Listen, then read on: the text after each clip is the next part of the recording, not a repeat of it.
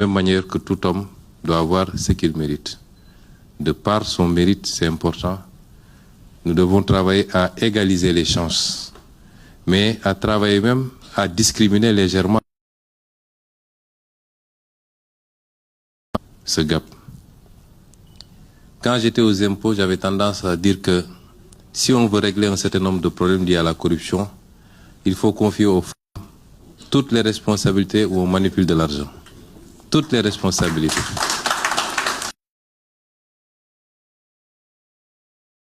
Que c'est malheureusement la zone qui est la mienne, qui est la plus exposée à certains phénomènes, notamment la corruption, aussi bien en quantité.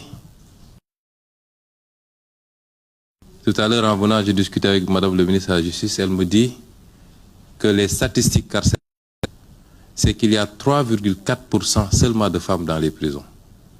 3,4% de femmes. Tout le reste, c'est les hommes. Ça veut dire que les femmes respectent beaucoup plus la loi et les règles de la société. Et c'est pourquoi aujourd'hui, si on veut bâtir un pays, on ne peut pas le faire sans les femmes. Le pays qui avance sans ces femmes est le pays qui n'avance justement pas. Et c'est pourquoi nous allons continuer à travailler, à poser des mesures concrètes. Je peux annoncer parmi ces mesures-là la réforme foncière, surtout en zone rurale, qui devra permettre aux femmes d'accéder à la terre, qu'elles sont les plus nombreuses à travailler d'ailleurs en zone rurale.